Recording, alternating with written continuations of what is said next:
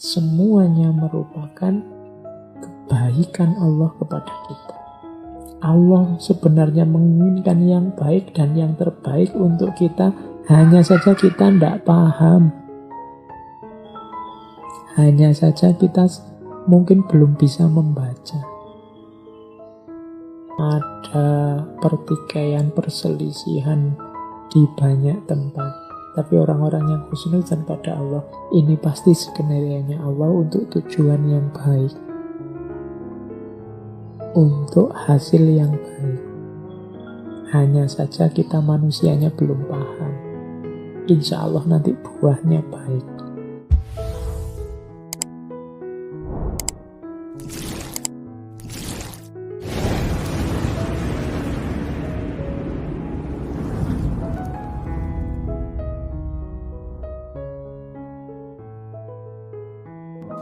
Assalamualaikum warahmatullahi wabarakatuh. Bismillahirrahmanirrahim. Bismillah. Mari kita lanjutkan ngaji filsafat kita, menetapi, menjalani kewajiban untuk nambah ilmu, senantiasa mencari ilmu. Minal mahdi ilal lahdi, dari buayan sampai nanti ke liang kubur. Malam ini kita angkat beliau yang mungkin teman-teman pernah mendengar kemasyhuran, kebesaran nama beliau, yaitu Kiai Soleh Darat. Nama lengkap beliau Muhammad Soleh bin Umar. Ayah beliau, Kiai Umar ini dulunya adalah pejuang melawan Belanda. Orang kepercayaan dari Pangeran Diponegoro dari daerah Jawa bagian utara. Ada 3 serangkai yang jadi kepercayaan Pangeran Diponegoro. Yang pertama Kiai Umar ini, yang merupakan ayahanda dari Kiai Soleh Darat, kemudian Kiai Sadak, dan yang ketiga Kiai Murtado. Kiai Murtado ini nanti jadi mertuanya Kiai Soleh Darat. Dikenal dengan nama Kiai Soleh Darat karena beliau beraktivitas tinggal di daerah darat. Daerah darat ini daerah Semarang, di bagian dekat pantai yang paling awal, Nalom paling awal, yang itu kan tentang nasihat Syekh Athaillah untuk kita jangan mengandalkan amal. Syarahnya Kiai Soleh, ketahuilah wahai salik, bahwasanya wajib bagi orang mukmin yang shadiq untuk berpegang teguh kepada Allah semata. Yakni jangan sekali-sekali kamu bersandar diri pada selain Allah. Ilmu dan amal ibadahmu tidak bisa dijadikan pengharapan. Jangan pernah sekali-kali membuat keyakinan di dalam hatimu bahwa amal ibadahmu bisa memasukkanmu ke dalam surga, menyelamatkan dari api neraka, serta menjadikan wusul atau sampai kepada Allah. Hal itu benar-benar tidak bisa. Apakah kamu tidak mengetahui kisah pendeta Bal'am bin Ba'urah dan Qorun? Yang keduanya adalah ahli ibadah. Qorun merupakan ulama Bani Israel, tetapi saat menjadi ajalnya, saat menghadapi ajalnya, keduanya mati dalam keadaan kafir. Jadi ini penjelasan terhadap Al-Hikam. Yang pertama tentang jangan mengandalkan amal. Jadi, iya kita harus mengejar ilmu, mencari ilmu, iya kita harus beramal soleh, tapi ilmu dan amal ini tidak bisa dijadikan sandaran, tidak bisa dijadikan gantungan. Dalam hidup, satu-satunya tempat kita bersandar harus Allah. Ilmu bisa menipu, amal bisa tidak diterima. Kalau kita hanya mengandalkan ilmu dan amal, hati-hati keduanya tidak mutlak bisa menyelamatkan kita dan membuat kita wusul pada Allah. Di situ dijelaskan oleh Yai Soleh, apa kamu tidak ngerti? Misalnya ceritanya Bal'am bin Ba'urah. Bal'am ini pendeta zaman Fir'aun. Jadi Bal'am ini agamawan pendukung status quo-nya Fir'aun. Korun, kalau Korun kita ngerti bagaimana beliau konglomerat yang kalau katanya Kiai Soleh awalnya ulama, tapi gara-gara hartanya baik Bal'am maupun Korun nanti akhirnya mati kafir. Bal'am karena ilmunya, Korun karena hartanya, dua-duanya malah celaka. Jadi iya, kita harus bekerja, beramal, kita harus mencari ilmu, tapi ilmu dan amal jangan dijadikan sandaran. Akhirnya baik iman maupun kufur, masuk surga atau masuk neraka, itu semua adalah karunia dan keadilan dari Allah semata. Sama sekali bukan karena ketaatan dan kemaksiatan setiap insan. Yang benar adalah ketaatan dan kemaksiatan itu menjadi tanda bagi orang yang akan masuk surga atau masuk neraka. Jadi kalau ada orang kok rajin sekali cari ilmu, rajin sekali ngaji, ini adalah anugerah dari Allah dan tanda bahwa insya Allah besok dia selamat. Bukan karena ilmunya, tapi karena kesadarannya bahwa ilmu itu adalah anugerah dari Allah. Karena hidayah yang dibukakan oleh Allah padanya sehingga dia mau untuk menempuh jalan ilmu.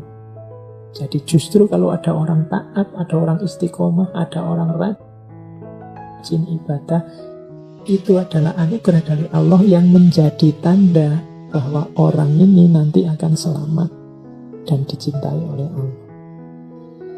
Kalau orang bersandar pada amalnya, bersandar pada ilmunya, menunjukkan orang ini merasa bahwa ilmu dan amal itu hasil karyanya sendiri. Sehingga terus dia bergantung pada itu. Kalau orang sadar bahwa ilmu dan amal itu hakikatnya adalah anugerah dari Allah, hidayah yang diberikan dari Allah pada kita, orang ini tidak akan bersandar pada amal dan ilmunya, tapi langsung sandarannya pada Allah. Jadi rahasianya di situ. Orang yang bersandar pada amal dan ilmu menunjukkan orang yang belum sadar, orang yang masih merasa hebat, merasa dia mampu. Oke, jadi jangan mengandalkan amalmu. Terus, nah selanjutnya bagaimana? Apa kalau gitu tidak usah beramal saja lah Pak, tidak usah berusaha saja lah Pak, pokoknya kita hidupnya dipasrahkan pada Allah saja 100%. Tidak begitu juga. Nanti ada di kaidah selanjutnya dari Al-Hikam ada syarah dari Kiai Soleh begini. Keinginanmu untuk meninggalkan kasab atau usaha mencari ridho Allah, padahal Allah telah menempatkanmu pada makom kasab itu, termasuk syahwat nafsu yang samar. Boleh jadi keinginanmu untuk meninggalkan kasab atau usaha, padahal Allah telah menempatkanmu pada makom kasab, adalah keinginan nafsu agar engkau dianggap oleh masyarakat sebagai orang yang zuhud. Dengan demikian, engkau termasuk orang yang tidak mempunyai tata krama kepada Allah, karena engkau tidak mau menerima apa yang sudah ditentukan oleh Allah untukmu. Engkau menjadi orang yang melampaui kehendak Allah. Adapun tanda bahwa engkau ditempatkan pada makom kasab itu adalah dengan wujud selamatnya agamamu. Engkau tetap berusaha, tetap melakukan ibadah, sholat berjamaah, mengaji, memperbanyak ketaatan, sekaligus bekerja memenuhi nafkah keluarga. Berubahnya keinginanmu untuk meninggalkan kasab itu termasuk bujuk rayu iblis. Usaha harus tetap berusaha, bekerja ya harus tetap bekerja, karena disitulah makom kita, kewajiban kita, tanggung jawab kita. Jadi yang dosen ya jadi dosen, yang dagang, daganglah yang serius, yang bertani, bertanilah yang serius, yang pegawai, bekerjalah yang serius penuh amanah. Itulah makom kita. Jangan beralasan mencari ridho Allah, menempuh jalan suluk, terus tanggung jawab, berusaha, tanggung jawab. Kasab ini kita tinggalkan. Katanya Yai Soleh, justru itu bujuk rayunya iblis di situ. Membuat kita menjauh dari tanggung jawab kita untuk berusaha, padahal makom kita masih di situ. Berarti apa? Orang semacam ini, orang yang tidak menerima dengan ketentuannya Allah atas dirinya. Justru dengan menjalankan ketetapan Allah sesuai makom kita, disitulah nanti ridhonya Allah akan datang. Ya sholat, ya ibadah, ya mendekat ke Allah, tapi tetap memenuhi nafkah keluarga, tetap berusaha, tetap bekerja. Itulah fitrah hidup di dunia ini. Kita ini ya Abdullah, ya Khalifatullah. Tugas kita memang menjadi hambanya Allah, tapi sekaligus kita bertanggung jawab mengelola alam semesta. Meskipun seperti tadi yang di atas, jangan mengandalkan amal, mengandalkan kerja, mengandalkan ilmu. Pasrahkan semuanya pada Allah. Cari ilmu sedalam-dalamnya, hasilnya apa? Pasrahkan pada Allah.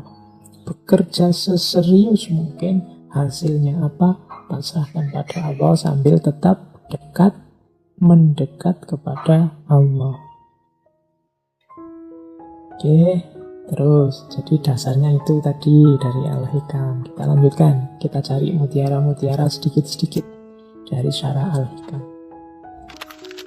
Jalan seorang sufi menurut Kiai Soleh kalau dalam syarah Al-Hikam ada dua. Yang pertama riyadhah, yang kedua warok.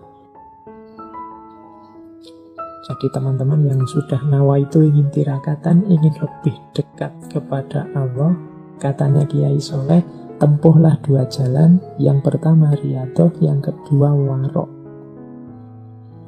Riyadhah ada 4 sarannya Kiai Soleh. Yang pertama, tahan melek. Tahan melek itu tahan menyedikitkan tidur. Yang kedua, menyedikitkan makan, tahan lapar. Yang ketiga, menyedikitkan bicara. Yang keempat, menyedikitkan campur dengan orang lain. Jadi riyadhah yang kita lakukan menurut Kiai Soleh bisa didukung oleh 4 kebiasaan ini. Sedikit tidur sehingga lebih banyak waktu terjaga. Ya tentunya waktu kita tidak tidur kita gunakan untuk zikir, munajat, dekat dengan Allah. Anugerah dari Allah kalau kita kuat tidur sedikit. Banyak orang sekarang yang susah tidur ya. Anggap saja itu anugerah dari Allah untuk memperbanyak zikir, munajat, wirid, mendekat kepada Allah. Karena di antara jalan riyadhah ini, kalau terlalu banyak tidur, ya porsi untuk asyik berdua dengan Allah jadinya juga berkurang. Karena waktu kita kan sudah terpotong banyak untuk makan, untuk bekerja, untuk macam-macam. Kalau tidurnya juga terlalu banyak, ya waktunya terpotong banyak. Yang kedua, menyedikitkan makan, tahan lapar, banyak puasa. Banyak puasa punya manfaat, daya tahan spiritual kita kuat. Karena puasa itu melatih menahan diri. Orang yang gemar puasa itu biasanya mudah menahan nafsunya. Dan ini memudahkan jalan dalam riyadhah. Ditahan melek, tahan lapar. Yang ketiga, tidak banyak ngomong, mengurangi pembicaraan. Kalau hari ini mungkin ditambah mengurangi ngobrol lewat WA, lewat Facebook, lewat medsos. Jadi menghindari yang tidak penting, yang tidak perlu. Semakin banyak ngomong, semakin banyak salah. Terlalu banyak posting, pada saatnya ada 1-2 yang keliru. Kadang-kadang kan kita saking semangatin nulis WA-an, Facebookan, posting, kadang-kadang ada yang typo, kadang-kadang ada yang salah ruang, kadang-kadang itu karena kita terlalu banyak tahan bisu, menghindari pembicaraan yang tidak penting. Yang keempat, tahan berpisah dengan manusia. Maksudnya memperbanyak kebersamaan dengan Allah dalam rangka menyegarkan jiwa, dalam rangka mengheningkan batin. Karena kalau terus-terusan kita terjun ke tengah keramaian, itu biasanya susah untuk menemukan keheningan. Cari waktu untuk kita berdua dengan Allah saja. Mungkin lewat ibadah, mungkin lewat doa, mungkin lewat munajat, mungkin lewat zikir, lewat tafakur, monggo. Dan tidak harus malam hari. Setiap orang silahkan mengambil strategi sendiri-sendiri. Gimana caranya untuk lebih banyak kholwat tapi bersama Allah. Jalan pertama itu riyadhah. Yang kedua adalah jalan waro. Riyadhah itu unsur aktifnya, kalau waro ini unsur pasifnya. Unsur pasifnya apa waro itu? Kalau menurut Kiai Soleh ada 4. Ini sama dengan pandangannya Imam Ghazali. Jadi waro itu ada waro udul, atau waro adil, ada waro solihin, ada waro muttaqin, ada waro siddiqin. Waro adil itu orang yang menjaga kesucian dirinya dari melakukan yang diharamkan oleh syariat. Ini waro adil. Jadi adil. Kalau memang haram, kita menjaga diri tidak nabrak itu. Ini minimal. Jadi orang yang waro adil saja tidak bisa, ya masih harus berusaha belajar lagi untuk menjalankan syariat. Karena ini batas minimalnya itu adil. Yang haram jangan ditabrak. Nah, ada level 2. Level 2 ini waro solihin. Orang-orang soleh. Orang-orang soleh ini tidak cuma menjaga diri dari yang haram, tapi yang menjurus ke arah haram juga tidak. Ini namanya orang-orang soleh. Saya tidak mau ke sana. Kalau saya ke sana itu biasanya terus ngomong orang lain, menghibah, memfitnah. Mending saya tidak usah ke sana deh. Ini orang-orang solihin. Segala yang menjurus ke arah haram dia tinggalkan. Ada lagi warok muttaqin.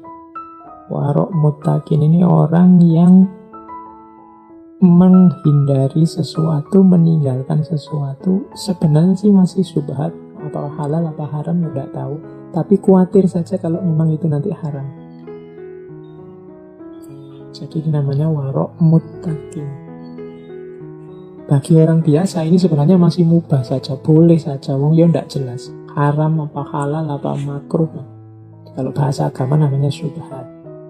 Orang muttaqin ini bahkan yang syubhat sekalipun dia tinggalkan, karena khawatir nanti Allah tidak suka, karena khawatir kalau nanti ternyata memang haram.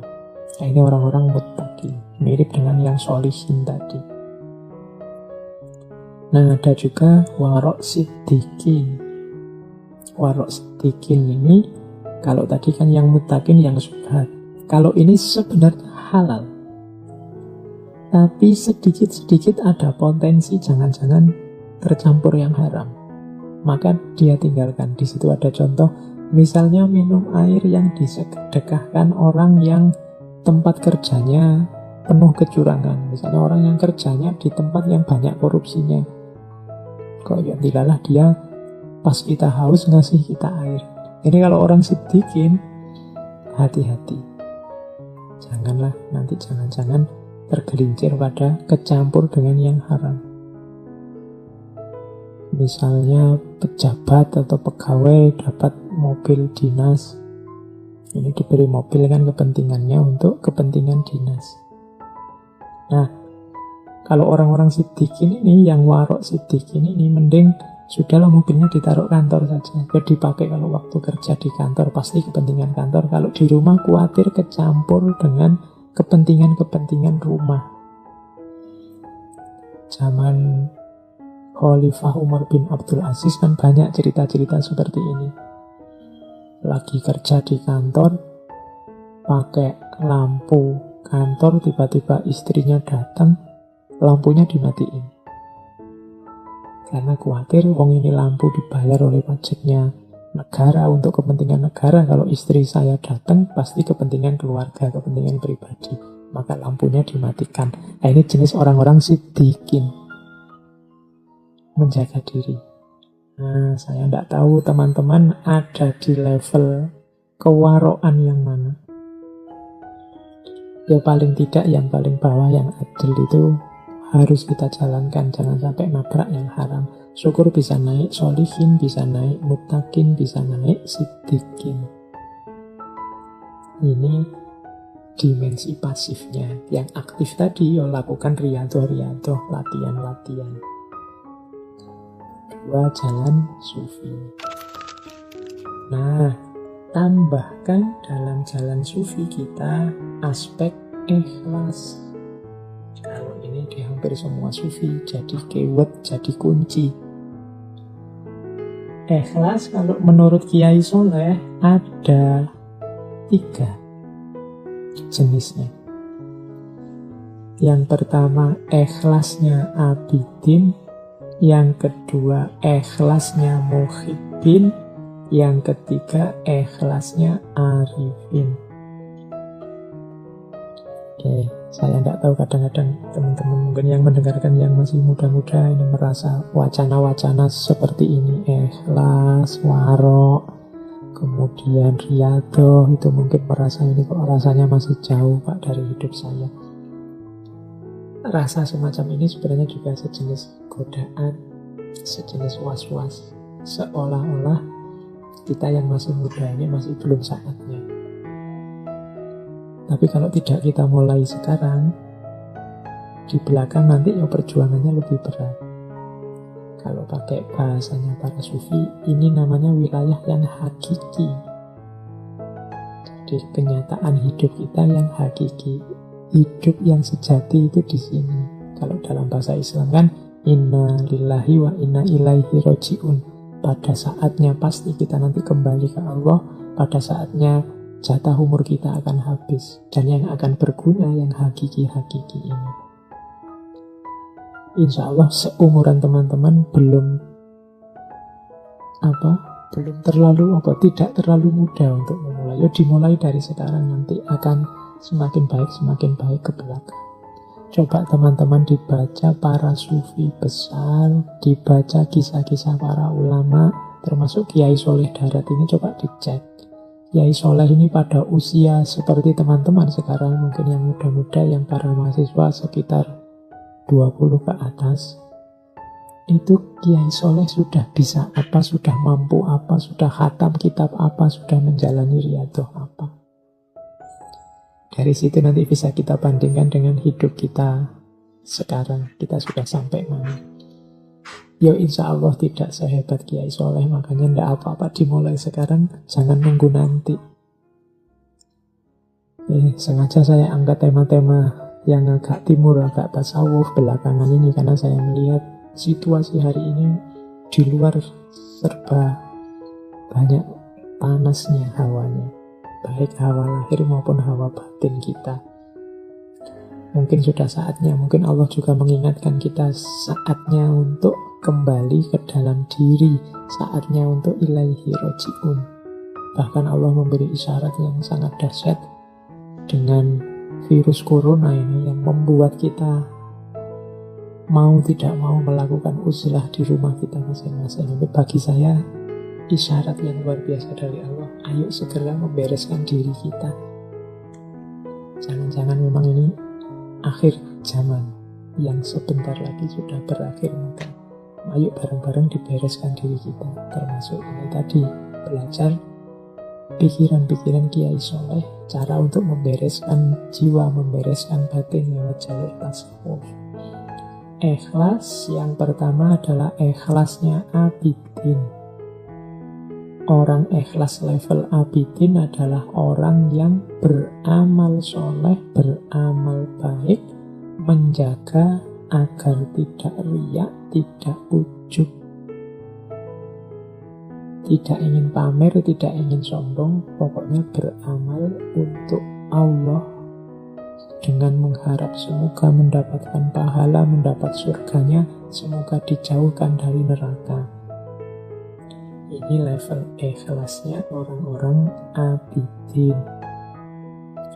Naik satu level, level ikhlasnya orang-orang muhibbin. Kalau orang muhibbin ini sudah tidak berpikir lagi pahala surga atau siksa neraka. Muhibbin ini orang-orang yang sudah jatuh cinta sama Allah, beramal hanya untuk tujuan memuliakan Allah saja. Orang yang jatuh cinta kalau beramal biasanya amalnya tanpa pamrih, hanya untuk yang dia cintai saja. Kalau kita beribadah pada Allah karena kita cinta pada Allah, tidak menunggu pahala, tidak sekedar berlindung dari siksa, kita sudah ikhlas di level 2, level muhibbin. Ada ikhlas di level paling tinggi. Kalau ikhlas di level paling tinggi ini ikhlasnya orang-orang arifin.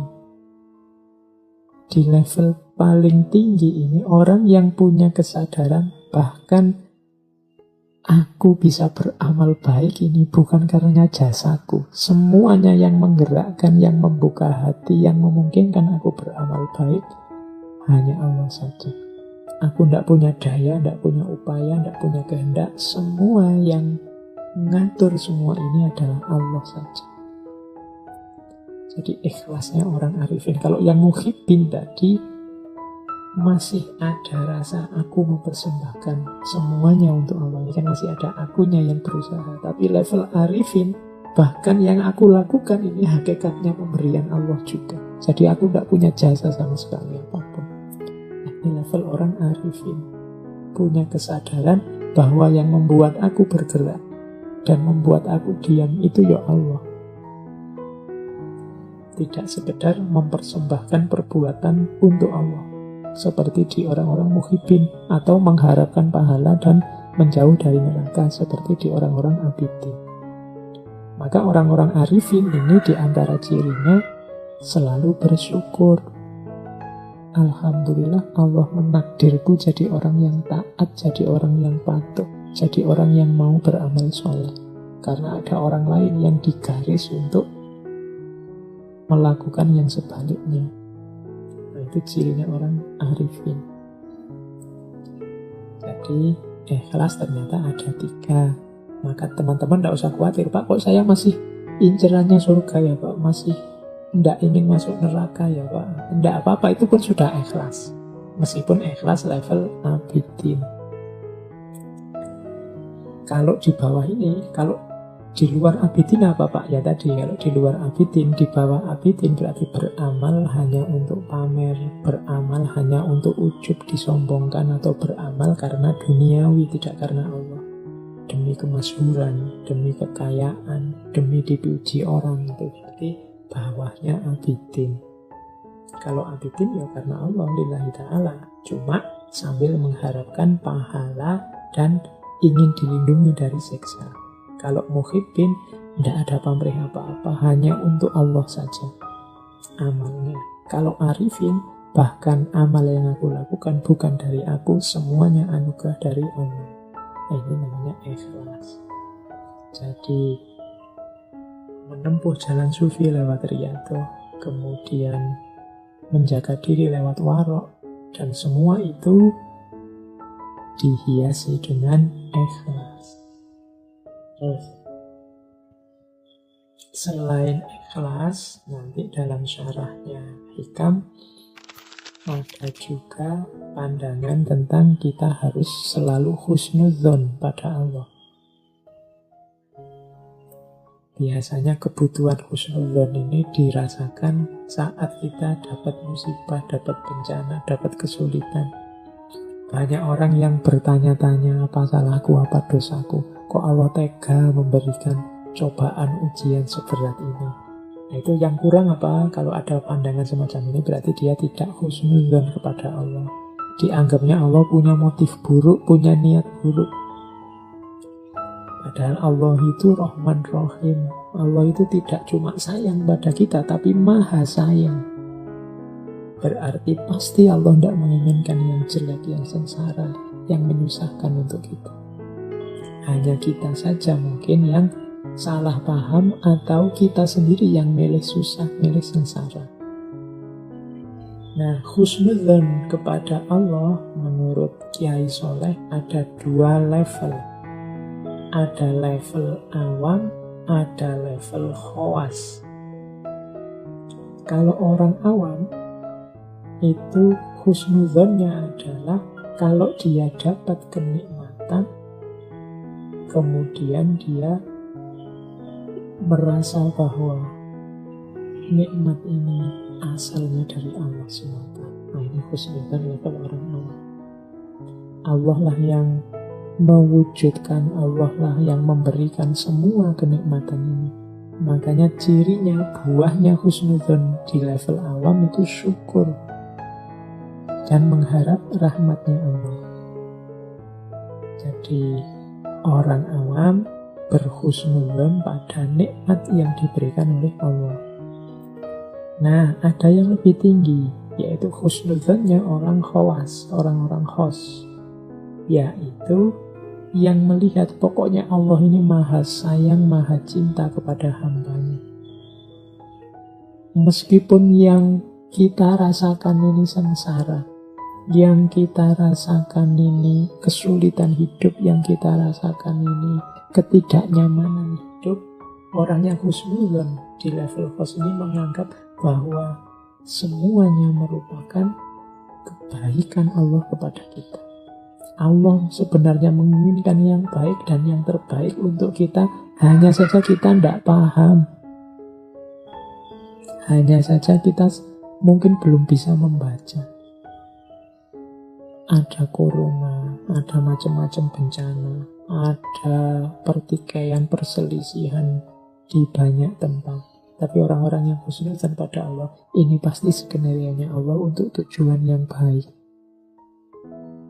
untuk hasil yang baik. Hanya saja kita manusianya belum paham. Insya Allah nanti buahnya baik. Nah, kalau yang level 2 ini orang khos. Kalau orang awam biasanya lebih mudah husnudzon pada yang wujudnya nikmat-nikmat. Tapi kalau orang khos, apapun wujudnya, apakah itu nikmat, apakah itu dirasakan menyusahkan, semuanya dianggap buahnya kasih sayang Allah yang pasti hasilnya nanti kebaikan. Kalau tadi yang orang awam melahirkan syukur nikmat, kalau yang husnudzonnya orang khos melahirkan rasa cinta, rasa percaya, rasa tawakal kepada Allah. Orang yang husnudzon itu enak, tidak mudah mengeluh, tidak mudah susah. Ada orang maki-maki dia, kalau dibaca husnudzon, itu orang ini ternyata perhatian padaku, ternyata dia juga sayang padaku, makanya dia sebut kesalahan-kesalahanku sehingga semoga besok aku bisa memperbaiki. Nah, ini perspektif husnudzon. Kalau orang perspektifnya suudzon, bahkan orang ngomong baik sekalipun dicurigai.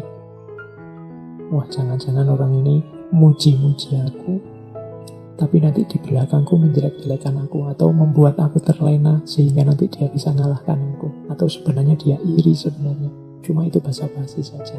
Ini orang yang perspektif su'udzon, biasanya lebih tidak tenang, lebih stres. Apalagi kalau su'udzon pada Allah, su'udzon pada manusia aja membuat kita galau luar biasa. Kalau kita su'udzon pada Allah, lebih galau lagi, karena tidak mungkin kita bisa mengalahkan Allah.